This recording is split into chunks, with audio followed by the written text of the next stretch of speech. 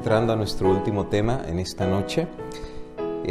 Les tengo que mencionar que no vamos a poder terminar todo lo que tenemos que compartir porque es demasiado, es muchísimo material y 3 días es literalmente imposible ver pues, la cantidad de material que tenemos, pero vamos a ver hasta dónde podemos avanzar. Nos han dado 15 minutitos más y nos vamos a meter de una vez de lleno al estudio de la secuencia de lo que hemos estudiado. Estudiamos el primer día acerca de la identificación de Babilonia, el anticristo, el cuerno pequeño, la bestia, como tú lo quieras llamar. La Biblia tiene diferentes fraseologías y títulos para el mismo poder que se ha revelado en contra de Dios.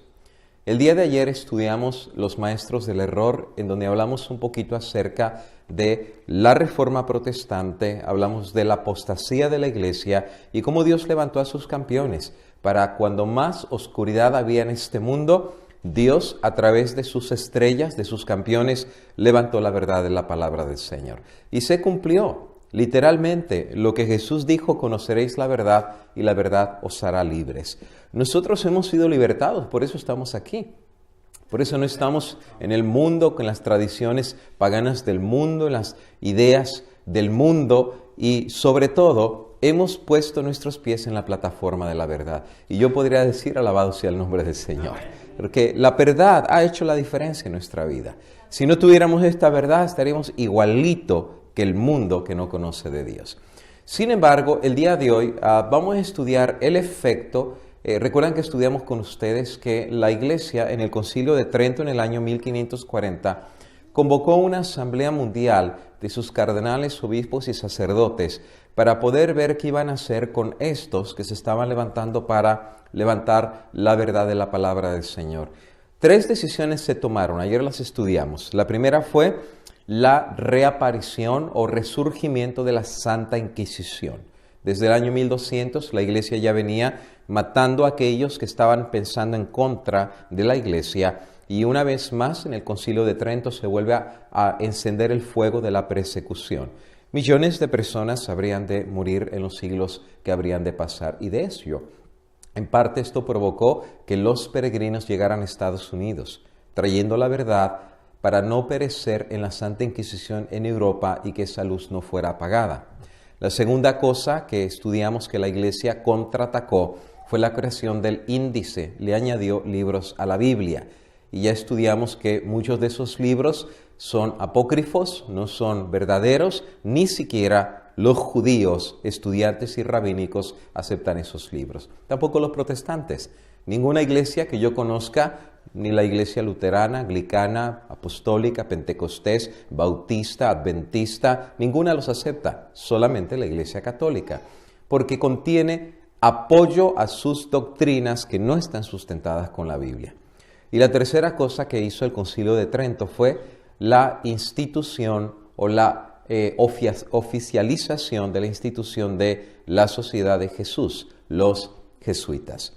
Ahora, no les di las citas ayer del Espíritu y Profecía, en la serie de los jesuitas yo explico todo eso en detalle, pero la sierva del Señor tiene un montón de citas donde dice que esta institución habría de ser el campeón del papado, que literalmente lo que no hizo el índice, lo que no hizo la Santa Inquisición, sí lo iban a hacer los jesuitas. Y estudiamos ayer más de 15 citas de presidentes, jueces, abogados, y además presidentes de Estados Unidos de cuál era su percepción acerca de la orden de los jesuitas. Y ayer estudiamos aún el juramento de los jesuitas, que es literalmente un juramento bien diabólico. Eso ya lo estudiamos ayer, de lo que los jesuitas tienen que juramentar antes de ser literalmente aceptados como sacerdotes de su orden jesuita. Ahora, el día de hoy vamos a estudiar un poquitito la última parte que lo he titulado La verdad sobre el ecumenismo. Y de entrada te tengo que dejar saber que el ecumenismo no es una invención evangélica. El ecumenismo es una invención católica. La Iglesia Católica ha establecido la cuestión del ecumenismo. Si alguien piensa que el ecumenismo es algo evangélico, está cometiendo un error. No son los evangélicos los que levantaron esto, fue nada más y nada menos que la Iglesia Católica. Y hoy vamos a estudiar un poco acerca de esta cuestión. Quisiera comenzar contando una historia que está en la palabra de Dios y que va a ilustrar parte de lo que queremos decir en esta noche. Y tiene que ver con un pueblo que era enemigo de los judíos, de los israelitas. Ustedes saben que la Biblia presenta que había un montón de enemigos de Israel. Desde los filisteos, desde los hititas, desde los cananeos. Prácticamente todas las naciones eran enemigos de Israel. Pero la Biblia menciona que había un pueblo que literalmente había tenido un plan tan bien hecho para destruir a los judíos. El plan era tan secreto que solamente los allegados al rey conocían el plan. Y el plan consistía en agarrar por asalto al pueblo de Israel. Lo iban a destruir por asalto. El pueblo no sabía que lo iban a atacar, pero este rey con sus ejércitos habría de venir. Cuando llegó el día del asalto, de agarrarlos por sorpresa, que eso era muy normal en la antigüedad, que cuando una nación no sabía que los iban a atacar, obviamente no se preparaban, esa era la idea de atacar por sorpresa, literalmente los ejércitos entraron a la ciudad, se prepararon en sus posiciones por cientos y miles de soldados. Pero algo sucedió muy interesante según la palabra de Dios, que cuando el ejército enemigo entra a la ciudad para destruir a los israelitas, resulta ser que los israelitas estaban esperando el ataque.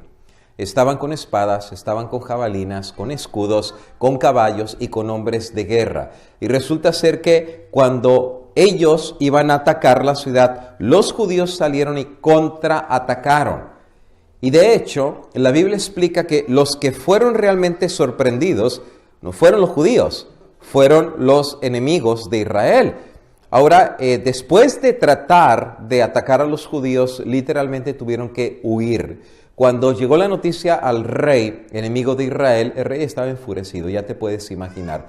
Y el rey pensaba que entre los de él había un traidor. O sea, que alguien se había vendido al rey de Israel, que eso era muy normal en aquellos días. Los espías les pagaban dinero y se vendían a los reyes de las otras naciones para vender a su propio reino. Entonces, el rey piensa literalmente que alguien lo ha traicionado. Uno de sus siervos se acercó con el rey y le explicó la realidad de por qué los judíos estaban esperando el ataque. Y mira lo que dice la palabra del Señor. Segundo libro de Reyes, capítulo 6 y el versículo 9 al 12. Y el corazón del rey de Siria fue turbado de esto, y llamando a sus siervos, díjoles: ¿no me declararéis vosotros quién de los nuestros es del rey de Israel? O sea, ¿quién se vendió para delatar el plan? Y entonces uno de los siervos le dijo: no, rey, señor mío, o sea, todos te somos fieles, tú no tienes un enemigo entre nosotros, pero ellos tienen un arma secreta. ¿Y cuál era el arma secreta que tenía el pueblo de Israel? Bueno, dice el siervo del rey: el profeta Eliseo está en Israel, el cual declara al rey de Israel las palabras que tú hablas en tu cámara más secreta. Y saben que estos son las historias y textos que a mí me emocionan, porque sabes que las historias se volverán a repetir en el tiempo del fin. De hecho, tú no te creas que todo lo que está escrito es para una historia bonita, eso se va a volver a repetir. Todas prácticamente. Hay eruditos de Andrews que están diciendo que los textos bíblicos son dados para tener una repetición en el tiempo del fin. Por ejemplo, Caín matando a Abel, es lo mismo. Los que sean desleales a Dios van a matar a los leales que estén delante del Señor, y las historias se volverán a repetir. En este caso, el pueblo de Dios siempre ha tenido una ventaja sobre sus enemigos. No es que no tenga enemigos, siempre lo va a tener. Pero la ventaja que el pueblo de Dios tiene es profeta en medio de Israel. Por esa razón, el espíritu de profecía es tan valioso para el pueblo de Dios. Son los ojos de la iglesia de lo que viene. Si no tuviéramos el espíritu de profecía, literalmente seríamos igual que cualquier otra iglesia. Por eso todas las iglesias están todas confundidas, ¿verdad? Que el rapto secreto, que el anticristo, que los 7 años, que 3 años y medio, y que después andan todos cerrados y perdidos. ¿Por qué razón? Porque no tienen luz de las cosas exactas que vendrán delante de este mundo. Nosotros lo sabemos, no es porque seamos mejores que ellos, pero hay espíritu de profecía en medio del pueblo del Señor. Y si algo el diablo odia, es eso. Por eso tú ves en la Biblia siempre los quiso matar. ¿Por qué? Porque cuando el diablo hace planes bien elaborados para destruir al pueblo de Dios, Dios, y los hace tan secretos, ¿verdad? Tiene sociedades secretas, que los masones, que los Illuminati, lo que tú quieras, que nadie sabe, son tan secretos sus planes, pero de repente viene Dios y quita el velo y dice, mira lo que viene, prepárate. Y el pueblo del Señor sabe lo que viene porque Dios nos revela el futuro a través de la profecía. Ahora, vienen cosas pronto sobre este mundo que Dios nos ha revelado que habrían de pasar, y parte de estas cosas ya las empezamos a estudiar hace 2 días atrás. El día de hoy simplemente es la conclusión. Quiero contarte una pequeña historia para ilustrar acerca del ataque más fuerte que la iglesia va a recibir en el tiempo del fin a través del ecumenismo. Hay una historia de una nación de la antigüedad que literalmente era inconquistable. La historia dice que muchas naciones y ejércitos trataron de conquistar esta nación, pero ejército sobre ejército y nación sobre nación, así como venía, así como se regresaba humillados de no poder conquistarlos.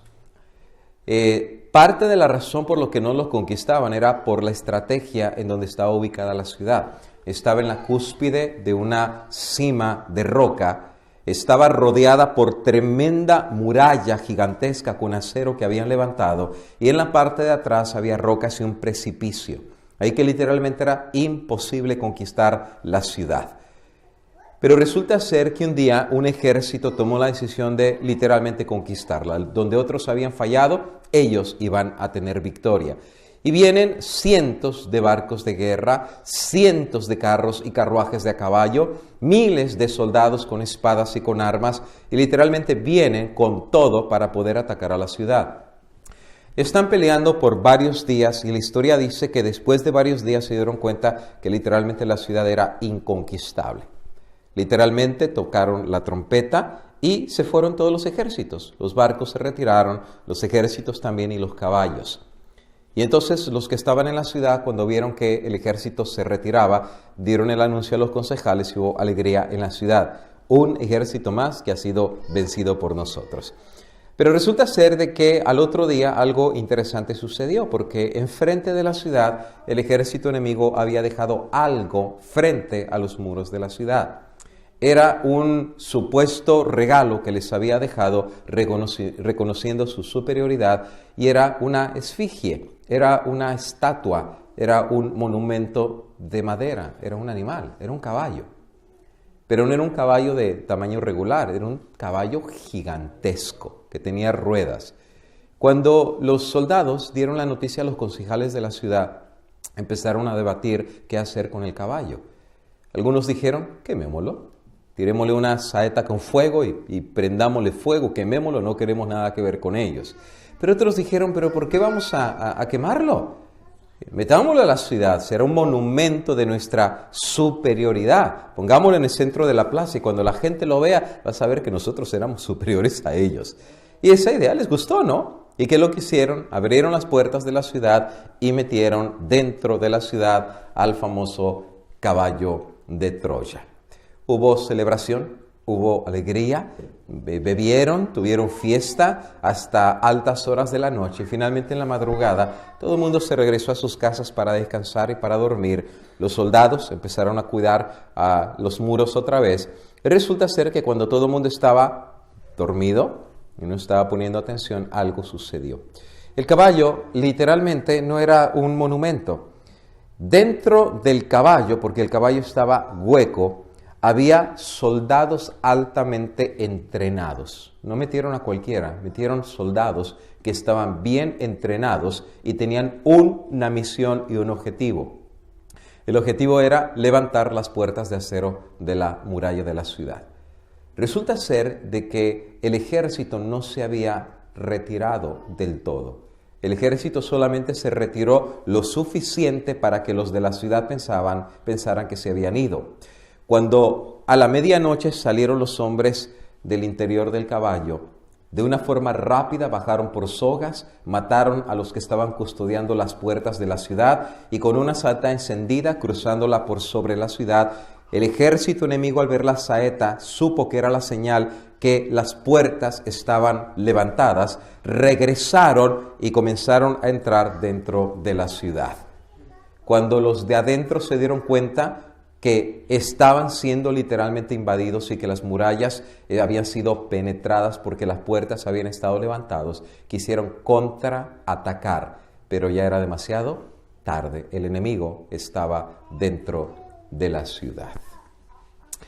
Tengo que decir que es una historia que todo el mundo conocemos, hasta nuestros hijos la conocen, se llama la historia del caballo de Troya. La historia la quiero usar para mencionar que el cristianismo ha sido infiltrado.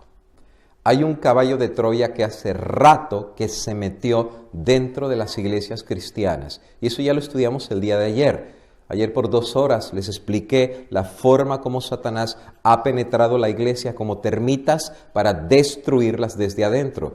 Explicamos el día de ayer que destruyendo a la iglesia con la Santa Inquisición, la iglesia en vez de destruirse iba creciendo. Más lo matabas y más crecían, más lo matabas y más crecían. Decía un historiador que la sangre de los cristianos muertos era semilla. Se moría uno y 100 se convertían. So, el diablo supo que matándolos no los iba a exterminar, pero sí infiltrándolos y desde adentro destruyéndolos iba a ser su mejor forma de destruir la Biblia, la doctrina, la sana doctrina y la palabra de Dios, y el poder de la iglesia desaparecería.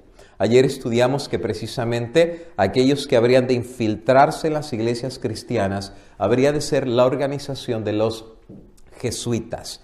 Y de hecho, para que quedara más seguridad en lo que dijimos ayer les leímos el juramento de los jesuitas, en donde estudiamos en la parte de la mitad del juramento que los jesuitas son dispensados por el Vaticano para poder tomar cualquier religión que sea necesaria para infiltrarse a las iglesias protestantes. Y desde hace más de 400 años las iglesias han sido infiltradas. Tú preguntarás, ¿y cuántas iglesias han sido infiltradas por los jesuitas? La respuesta es, todas las iglesias han sido infiltradas. Ahora alguien dirá, ¿todas? Estoy diciendo que todas las iglesias. Hay algunas iglesias que han negado que han sido infiltradas, pero los hechos hablan más fuerte que las palabras. Literalmente hoy en día, 400 años después, no haya iglesia que no esté bajo los brazos de el Vaticano a través de los jesuitas y a través del ecumenismo.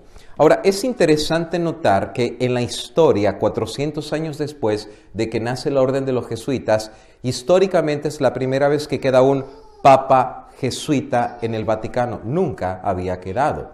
Alguien dirá, ¿y eso qué significado tiene?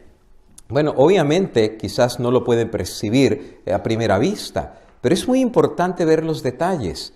Si queda un papa jesuita, eso significa que el control que tienen los jesuitas en el Vaticano hoy en día es total. Quien controla el Vaticano es la orden de los jesuitas. Quien es el secretario del Vaticano es también un jesuita. Prácticamente ya el poder que tienen los jesuitas en el Vaticano ya nadie lo puede parar. Y de hecho, en cuestión de un año, no ha tomado mucho tiempo, el Papa jesuita Francisco ha llegado a ser el personaje más poderoso del mundo. Ayer estudiamos que ni siquiera el presidente Obama, que es el que tiene los códigos para las armas atómicas, ni él es tan famoso como el Papa Francisco. De hecho, la revista Time, tú sabes que la revista siempre elige a nivel mundial el personaje número 1 a nivel del mundo. No eligió Obama. No eligió al presidente de México, Felipe Calderón, Enrique Peña Nieto. Escogió al Papa Francisco como el personaje más importante a nivel mundial. El Papa llegó a la Casa Blanca. No es él el que habla para que lo escuche. Es él el que habla para que él lo escuche. No solamente fue a la Casa Blanca, llegó por primera vez históricamente al Congreso de los Estados Unidos. Y cuando él va entrando, las dos bancadas, vivimos en Estados Unidos, nosotros conocemos cómo funciona la política en este país. Demócratas y republicanos se odian. Y tú lo sabes, siempre se están... Y ahora con las elecciones van a sacarse los trapitos al aire.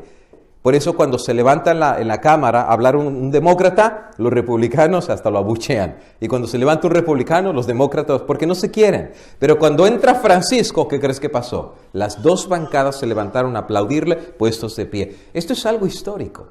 Es algo histórico, porque hoy en día, 400 años después, la gente ha olvidado quiénes son los jesuitas. Y de hecho, el vicepresidente de Estados Unidos personalmente dio la introducción al hombre más famoso del mundo para hablar delante del Congreso de Estados Unidos. Y no solamente el Congreso, habló delante de las Naciones Unidas y va a México. Ya no tengo chance de hablarle las implicaciones de lo que va a pasar en México cuando vaya pronto el Papa Francisco. Pero lo que te puedo decir es que el tiempo se les está acabando. Tú dirás, ¿y por qué se les está acabando el tiempo? Si el tiempo me da, voy a tratar de explicar eso en esta noche. Ahora, queda un Papa jesuita, nadie lo puede negar, y el Papa negro y el Papa blanco están trabajando juntos para lograr su agenda antes que concluya el pontificado de Francisco I. Ahora, el caballo de Troya ya ha sido introducido dentro de las iglesias cristianas y se llama el ecumenismo. El ecumenismo es el esfuerzo de la Iglesia Católica para poder subir las puertas de acero de los protestantes y poder infiltrarlos y desde adentro destruirlos. El Papa Juan XXIII, que muchos en la Iglesia Católica le llamaron el Papa Bueno, Juan XXIII es el que viene con la idea de establecer un sínodo o una reunión mundial de la Iglesia Católica. Tú sabes que los católicos se reúnen regularmente a reuniones mundiales que les llaman concilios. Y en este concilio el Papa los reúne y vienen representantes a nivel mundial. Es como lo que hace la Iglesia Adventista, ¿verdad? Vienen de todo el mundo representantes y prácticamente se reúnen representantes de todo el mundo. Lo mismo hace la Iglesia Católica. Esta fotografía que ves aquí es la reunión precisamente que cita el Papa Juan XXIII aproximadamente hace 60 años en lo que se llegó a llamar Concilio Vaticano II. Ahora, no pierdan de vista el Concilio Vaticano II porque literalmente Concilio Vaticano II es el último clavo que Juan XXIII pone en el ataúd de los protestantes. Esto no es nada nuevo. Desde que nacen los jesuitas el plan ya venía, pero Concilio Vaticano II es el último martillazo que Juan XXIII va a dar para de una vez ya acabar con todos los protestantes. Ahora, ¿de qué se trata el ecumenismo? Bueno, el ecumenismo viene basado en la idea de que todas las iglesias cristianas se unan. Esa es la idea. Y están usando un versículo de la Biblia, San Juan 17 y el versículo 17. La gloria que me diste, dijo Jesús, yo les he dado para que sean uno, así como nosotros somos uno. El ecumenismo dice, llegó la hora de cumplir la oración de Cristo. Eso de que andemos todos separados, que bautistas, que adventistas, que católicos por acá y que presbiterianos y que... Dice, ya, llegó la hora de unirnos. Hay poder en la unidad y Cristo oró que todos los cristianos estuviéramos unidos. Los argumentos son muy buenos, ¿eh? No te voy a decir que no, son muy buenos. Por ejemplo, están diciendo, la unidad es de Dios, la división es del diablo. That's true. O sea, yo no puedo decir que no. De hecho, en el hogar, un hogar dividido, que dice Jesús, no permanece. Y lo mismo están diciendo que el cristianismo, si está dividido, no puede cumplir su plan de evangelizar al mundo. Pero si se unen todos los cristianos, llegaría a ser la religión más grande a nivel mundial. Más o menos hay como 1.200 millones de católicos a nivel mundial. ¿Y tú sabes más o menos como cuántos evangélicos todos juntos hacen en número? Como 500 millones. Si tú pones protestantes y católicos juntos, haciendo la religión más grande cristiana a nivel mundial, serían 1.700 millones. Eso significaría que serían más que los musulmanes, más que los budistas y más que los hinduistas. Y la idea es que todos los cristianos juntos logren evangelizar al mundo completamente. La base es que sean uno. Y esta es la oración de Cristo, que sean uno. Ahora, algunos que estamos en contra del ecumenismo, algunos empiezan a catalogar diciendo, que ustedes son divisionistas, ustedes no quieren la unión de la iglesia. Y tengo que decir que no es así. Yo quiero la unidad de la iglesia, yo no estoy en contra. Estar en contra es estar en contra de Cristo, que pidió la unidad de la iglesia. Yo no estoy en contra que la iglesia se una. De hecho, esa es la oración de Cristo, que seamos uno. Así como el Padre es uno con Cristo, así que nosotros seamos una sola cosa. Yo estoy de acuerdo en que nos unamos, pero yo sí tengo algunas preguntas. Por ejemplo, ¿qué es lo que nos va a unir? Por ejemplo, si yo digo aquí, hermanos, unámonos todos. Pero si cada quien piensa diferente, la verdad es que no estamos unidos. Y no es lo que pasa en una misma familia. Los padres quieren que sus hijos se unan, pero un hijo piensa una cosa y el otro otra cosa. Realmente no están unidos. La unidad no es por fuera, la unidad es por adentro. Por eso hay una gran diferencia entre unidad y uniformidad. Son dos cosas diferentes. En México, muchos niños van a la escuela uniformados. ¿Qué significa que van uniformados? Bueno, que trae las muchachitas la misma falda, la misma camiseta, el mismo suéter, el mismo color de zapatos, el mismo color de calcetas, y tú las ves y se ven todas igualitas, están uniformadas. Eso sí, no te dejes engañar, por fuera se ven iguales, pero por dentro, ¿qué crees? No están unidas. A una le gusta una cosa, a otra le gusta otra cosa. Por fuera parece que están unidas, pero por dentro no están unidas, solamente están uniformadas. Ahora, si tú piensas que todas las iglesias en el ecumenismo, por levantar la mano y agarrarse la mano ya están unidos, eso es un error. Eso es uniformidad, pero no es unidad. La unidad viene por dentro. La pregunta es, ¿cuál es el pegamento que va a unir la iglesia? Porque Dios desea que nos unamos. La pregunta es, ¿qué nos va a unir? Ahora, nosotros no tenemos que inventar el pegamento. Dios ya dio el pegamento en el mismo capítulo. Solamente hay que leer algunos versículos atrás. San Juan 17 y el versículo 17 dice, santifícalos, hablando de la iglesia, en tu verdad. La única forma que la iglesia se va a unir y la única forma que la iglesia se va a santificar es a través de la verdad. No hay otro camino, no hay otro pegamento, es el único pegamento. ¿Y qué es la verdad? Tu palabra es la verdad. El pegamento que Dios dio para que la iglesia esté unida no es un pastor que predica bien, no es una iglesia que hace milagros, no es una iglesia que reúne 20,000 personas en un estadio. Eso no es lo que une la iglesia. Lo que une a la iglesia se llama la santa palabra de Dios. Esto significa que la iglesia habrá de llegar a una opinión unánime de doctrina. Por ejemplo, si una iglesia enseña que el lunes es el día de reposo, y otra que el martes, y otra que el viernes, y otra que el sábado, y otra que el domingo, ¿podemos estar unidos? Absolutamente no, porque cada quien cree lo que quiere creer. ¿Caminarán dos juntos si no estuvieran de acuerdo? Obviamente que no. La unidad es estar de acuerdo. ¿Pero de acuerdo a qué? ¿A lo que cree tu iglesia? ¿A lo que cree mi iglesia? Absolutamente no. A lo que dice la palabra de Dios. Sécase la hierba y marchítase la flor, pero la palabra de Dios permanece para siempre. La Biblia es la plataforma donde el cristiano se sube. Por eso en la Biblia no existe cultura. No es de cuestión de que, no, pues sí, yo creo en la Biblia, pero yo vine con mi cultura porque así mi abuelito me enseñó y mi tatarabuelito. ¿Qué importa lo que te enseñó tu abuelito? Importa no la cultura que te enseñaron, pero importa lo que dice la santa palabra de Dios. Por ejemplo, una vez, me recuerdo que estaba dando consejería matrimonial y entonces la señora lloraba y lloraba porque el marido le pegaba, se ponía borracho y le pegaba. Y dice, me pega y me pega. Y yo le decía, señor, usted sabe que eso es un abuso. Dice, no, pero es que mi papá le pegaba a mi mamá y mi abuelo le pegaba a la abuela y yo creo que eso, pues eso es lo que usted cree, pero eso no lo hace correcto. ¿Y qué es lo correcto? Y ya le enseñé la palabra de Dios. Maridos, amad a vuestras mujeres y tratadlas como vaso, ¿qué? Frágil. ¿Por qué como vaso? Porque se rompen. Tú grítales, ya, se pusieron a llorar. Porque así son las mujeres, son muy emocionales.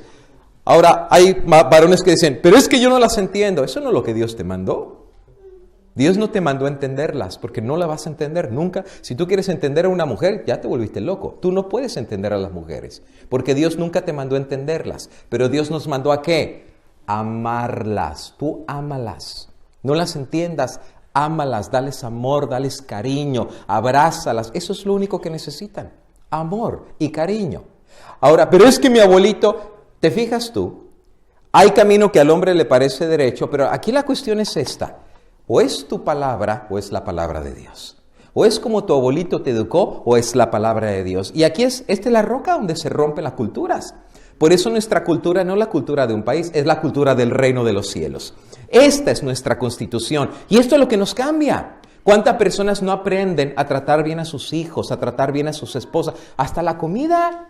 Es que a mí me educaron a comer así, pero cuando conoces la palabra, hasta aprendemos a comer, hasta aprendemos a hablar, hasta aprendemos cómo vestirnos. Tú sabes que aún este libro bendito nos dice cómo tenemos que vestirnos. Esta es la piedra de toque, porque por esa razón, si algo el diablo odia, es la palabra del Señor. Es más, estás chueco, la Biblia te endereza. Estás ciego, la Biblia te hace ver. Estás enfermo, hay sanidad en la palabra del Señor. Este libro es el pegamento que va a llevar a la unidad de la iglesia. Tú vienes de cualquier cultura y entonces tú rindes tu cultura a la palabra del Señor. No es mi voluntad, pero tu santa voluntad. Ahora, si el ecumenismo tuviera la Biblia como la base de la unidad, yo le entro. Yo no tengo ningún problema, yo le entro. Soy el primero en hacerme ecuménico. Porque ahora vamos a venir 500 iglesias y no se trata lo que enseña tu iglesia, lo que enseña mi iglesia, sino lo que enseña la santa palabra de Dios. Y si lo que te han educado no está en base a la Biblia, hazte a un lado y súbete a la palabra de Dios. Ahora sí estamos unidos porque creemos lo mismo, no lo que enseña tu iglesia. ¿Saben cuánta gente dice, pero es que mi iglesia no enseña eso? ¿Y qué importa que tu iglesia no lo enseñe? Si le enseña la palabra de Dios, eso es suficiente. Pero ¿sabes cuánta gente hoy en día le cree más a su iglesia o a su pastor porque predica muy bonito y no cree lo que dice la palabra del Señor? Ahora, tengo que decirte que Jesús dijo, no todo el que me dice Señor, Señor, entrará en el reino, pero el que hace. ¿Te fijas una gran diferencia? Entre decir y hacer la voluntad. Más claro no lo pudo poner Jesús. Mateo 7:21. San Lucas en el capítulo 6:46. ¿Por qué me llamáis Señor, Señor y no hacéis lo que digo? ¿Cómo yo me voy a llamar cristiano y desobedecer la santa palabra de Dios? El verdadero cristiano le llama Señor a Cristo porque hace su voluntad. Y sabes, cada vez que leemos la Biblia, aquí está la voluntad de Dios. Nos va enseñando, nos va educando. Y por eso dijo Pablo, ya no vivo yo. O sea, mi voluntad ya fue esto a un lado. Padre nuestro que estás en el cielo, santificado sea tu nombre, hágase tu voluntad. Y esta es la palabra de Dios, es su voluntad y eso es lo que une a la iglesia. Porque creemos lo mismo, hemos tenido la misma fe, hemos recibido la misma doctrina, hemos recibido el mismo espíritu. Y fue esta verdad lo que llevó a millones a morir por la verdad. Porque la verdad fue más grande que ellos mismos. Hoy en día yo sé que ya a la gente no le importa la verdad, le da lo mismo. Pues yo me acuesto con la novia porque todo el mundo lo hace. Yo sé, ya hoy en día la verdad ya está pisoteada. Hoy en día son pocos los que hacen la diferencia para vivir a la altura de la palabra de Dios. Ya son muy pocos. Pero el hecho de que nadie la siga no quiere decir que no sigue siendo la verdad. Sigue siendo lámpara a nuestros pies, sigue siendo una espada de doble filo. Y ellos aprendieron a recibir esta verdad en su corazón y aún dieron la vida por esa verdad. No vendieron la verdad, no bajaron la verdad, no rebajaron la verdad del Señor, sino dejaron que esa verdad brillara. ¿Por qué? Porque lo único que podría libertar a las naciones paganas y a las culturas era la santa palabra del Señor. Y sabes que donde llegaba la Biblia, aún los paganos se convertían. ¿Recuerdas que Pablo llegó a un lugar que todo el mundo eran brujos y hechiceros y le tiraran brujerías? Cuando él levanta la palabra del Señor, hasta los brujos se convertían. Y no traían los libros de brujería, los quemaban en la plaza porque brillaba la luz de la palabra del Señor. Este es el poder de la iglesia, la santa palabra del Señor. Y por eso la iglesia era poderosa. Y no le tenía miedo ni a la muerte, porque la verdad de Dios era más importante que su propia vida.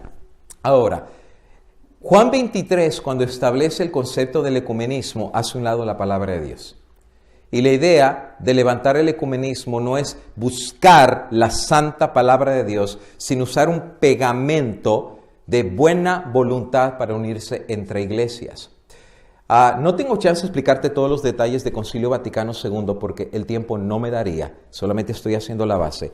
Pero Juan 23 citó aproximadamente a 7 mega eruditos de la Iglesia Católica. 4 de los que citó eran jesuitas y uno de los más brillantes de los 4 fue nada más y nada menos que el famoso Hans Kant. Hans Kant es uno de los teólogos jesuitas más controversiales de la Iglesia Católica. Después del Concilio Vaticano II, Hans Kahn escribió un libro que se llama The Catholic Church, la Iglesia Católica. Es jesuita, este sacerdote, y resulta ser que en este libro, en la página 192, Hans Kahn se le sale a hacer una confesión muy interesante de su perspectiva de qué pasó en Concilio Vaticano II. Y mira qué dice él. It became increasingly clear, claro, para él, porque los jesuitas son una eminencia intelectual, o sea, para él era bien claritito, llegó a ser grandemente claro, aún para los admiradores, que la real intención de este Papa, o sea, Juan XXIII, como que la real, o sea, no percibieron la real intención de haber realizado Concilio Vaticano II, había sido desde el principio, a pesar de sus acertaciones verbales, que su palabra reevangelización, ¿has escuchado que en las últimas décadas en la Iglesia Católica se viene manejando el concepto de reevangelización católica? Y a cada rato les están enseñando reevangelización católica. ¿Por qué? No es para que el protestante te evangelice a ti. Los están preparando para evangelizar a los protestantes. Por eso se llama reevangelización católica. Los están preparando, no solo para reeducarlos, sino para recibirlos otra vez en la Iglesia Católica.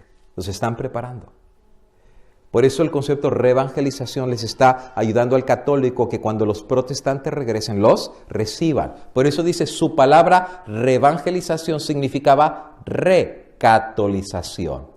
Y su palabra ecumenismo, esto no es protestante, el ecumenismo es católico. Su palabra ecumenismo, bajo la superficie, significaba un retorno a la Iglesia Católica. Más claro, no canta un gallo. La intención del ecumenismo es paso a todas las iglesias que están involucradas en el ecumenismo, regresarlas finalmente a la Iglesia Católica. Ahora, el jesuita Hans Kahn se dio cuenta. Quienes no se están dando cuenta son los evangélicos. Después del Concilio Vaticano II, la Iglesia Católica abre oficinas en el Vaticano para tener diálogos ecuménicos con las iglesias evangélicas. Ahora fíjate, si tú fueras un jesuita y tu intención es parar la obra de los protestantes y regresarlos a Roma otra vez, a la Iglesia Católica, ¿con qué iglesia tú comenzarías para tener los diálogos ecuménicos? ¿Cuál sería la primera iglesia que tú harías el esfuerzo para tener diálogos ecuménicos de todos los evangélicos? ¿Cuál sería la primera que tú dijeras, esta es la primera con la que voy a comenzar? Bueno, la respuesta es muy sencilla. Con la primera que se salió de la Iglesia Católica. ¿Y cuál es la primera que se salió de la Iglesia Católica? La Iglesia Luterana, con Martín Lutero. Y el resultado fue más que obvio. Los primeros diálogos que tuvieron fueron con los líderes de la Iglesia Luterana. Y las fotografías que tú puedes ver aquí son los diálogos que desde hace 60 años, muchos ni habíamos nacido, ya la Iglesia Católica en el Vaticano había tenido diálogos ecuménicos con los altos líderes de la Iglesia Luterana. Por ejemplo, este que tú ves aquí es el Papa Ratzinger. Este lugar que ves aquí no es una iglesia luterana. Este es la Biblioteca del Vaticano. Esto es del Vaticano. Y el que ves aquí es el presidente de la Iglesia Luterana a nivel mundial. Ahora, yo no soy luterano, pero yo veo esta foto y yo como que me pongo a pensar, ¿y qué pensarían los miembros luteranos? Ahora, yo no soy luterano, pero ¿qué pensarán los luteranos que supieron que la Iglesia Católica mató a más de 250 millones en la Santa Inquisición, ahora yendo al Vaticano con los líderes que oficiaron la Santa Inquisición? O sea, yo no soy luterano, pero como que no lo ves raro. Algo sucedió porque ahora ellos no tienen ningún problema, los líderes luteranos, a ir al Vaticano. Y de hecho, esto no es nada nuevo. Lo que tú estás viendo ahora es el fruto de la semilla que se sembró hace más de 60 años con los diálogos ecuménicos. Por ejemplo, esta página, Tradición Católica, te muestra toda la noticia como el presidente mundial de la Iglesia Luterana le da regalos al Papa Benedicto XVI y después, cuando ellos se retiran del Vaticano, el Papa le da regalos al presidente mundial de la Iglesia Luterana. Por varias veces los luteranos habían asistido al Vaticano, pero no solamente los luteranos iban al Vaticano a tener diálogos ecuménicos, sino que también el Papa de Roma visitaba iglesias luteranas. Por ejemplo, la revista Life, que es una revista 100% católica, sacó la publicación de la visita del Papa Ratzinger, Benedicto XVI, y esta no es una iglesia católica, esta es una iglesia luterana. Y el que tuve sentado ahí es no les llaman en la iglesia luterana sacerdotes, les llaman reverendos. Y como tú puedes diferenciar a un sacerdote católico de un reverendo, es que el sacerdote, como es acá, tiene como un cuadrito en el cuello. Y los reverendos tienen como un moñito de V invertido. Por eso tú puedes saber que son reverendos de la iglesia luterana. Y ahí está el Papa en una iglesia luterana, el reverendo de la iglesia luterana, juntos en diálogo ecuménico. Por décadas y décadas y décadas, los teólogos y pastores de las iglesias luteranas y católicas tuvieron diálogos para analizar su doctrina, para analizar su posición y sobre todo por qué se habían separado. Y para analizar la posibilidad de quizás terminar la separación con la Iglesia Católica. De hecho, esta página que te muestro ahora no es una página de la Iglesia Católica, es una página de la Iglesia Luterana Mundial. Tú te puedes meter al internet y pon Federación Luterana Mundial y te va a llevar esta página. Esta es la página oficial de la Iglesia Mundial Luterana y tiene varias pestañas que están aquí y dice teología, ecumenismo, interfe, abogacía, mujeres y género y recursos acerca de ellos, etcétera, etcétera. Y si tú pones la pestaña de teología, mira qué es lo que dice. Follow up to ecumenical dialogues. O sea, ya son descarados, o sea, no es que lo han hecho a escondidas, ya lo están gritando a los cuatro vientos. ¿Y qué dice ahí? Hemos tenido diálogos ecuménicos. ¿Con quién? Con la Iglesia Católica. Y mira qué dice. Together with the Vatican. ¿Sabe que solamente esta simple frase es profética? Si Lutero resucitara hoy y viera esto que te estoy leyendo ahorita, o le da un paro cardíaco a Lutero, que literalmente se cae muerto ahí en su banca, o Lutero regresa otra vez a clavar las 95 tesis sobre justificación por la fe, o ardía Roma otra vez. Lutero le herviría, y yo no soy luterano, y a mí me hierve la sangre, y no soy luterano. ¿Qué pensarán los 65 millones de luteranos de ver que su iglesia ya está junta con el Vaticano? Están preparando materiales litúrgicos. Yo no sé si tú entiendes eso. ¿Tú sabes qué significa materiales litúrgicos? La liturgia tiene que ver con la Eucaristía. O sea, la misa.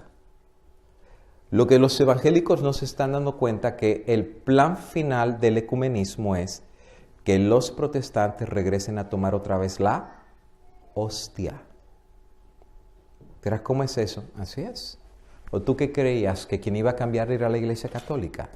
No, amigo, quien iba a cambiar no iba a ser la Iglesia Católica. Quienes iban a cambiar iban a ser los protestantes. ¿Por qué razón? Porque quien se fue no fue la Iglesia Católica. Quienes se fueron los protestantes, o los que tienen que regresar a Roma son los protestantes. Y mira, dice, ya estamos preparando materiales que van a ser usados por católicos y luteranos y junto con los anglicanos están reflexionando en formas de conmemorar la Reforma.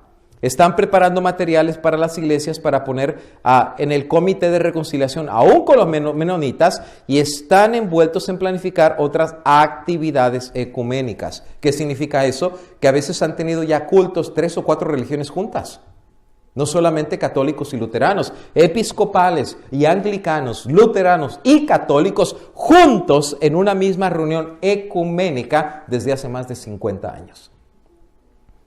Han sabido esperar, pero poco a poco han ido trabajando el concepto de la unificación con la primera iglesia que se salió de la Iglesia Católica. Este libro lo puedes bajar gratis del internet y se llama Del conflicto, ¿con quién? Martín Lutero, a la comunión. Y este libro no lo hace la Iglesia Católica. Este libro lo hizo la Iglesia Luterana Mundial. ¿Y qué dice ahí? Lutheran Catholic Common Commemoration de la Reforma en el 2017.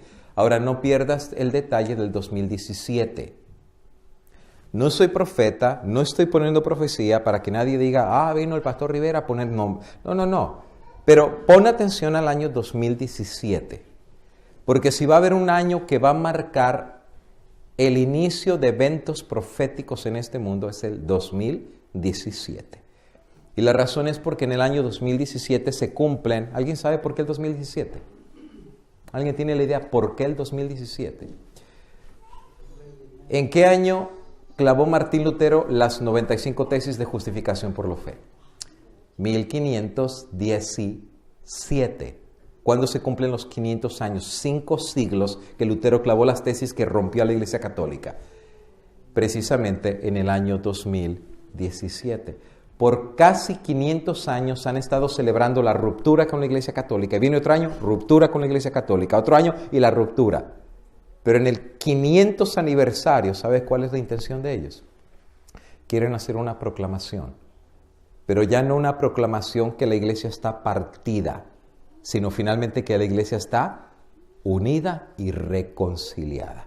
Por eso se les acaba el tiempo. Están con el tiempo en contra, porque no pueden llegar al 2017 sin tener ya todas las iglesias juntas en el ecumenismo con la Iglesia Católica. Ahora, algo lo han trabajado desde hace más de 70 años. La semilla hace rato que está sembrada. Y déjame decirte, no tengo chance de explicarte todo esto, solo estoy haciendo una recopilación.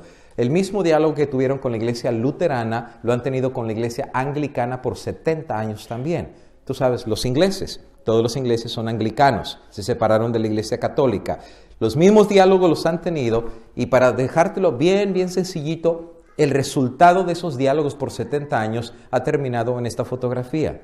El arzobispo de la iglesia de Canterbury, este es el papa de los anglicanos, terminó después de los diálogos besándole la mano al papa Juan Pablo II. Si tú pensabas que el papa le iba a besar la mano, él estás muy equivocado. El plan del ecumenismo era que los protestantes terminaran reconociendo la autoridad de la iglesia católica, apostólica y romana.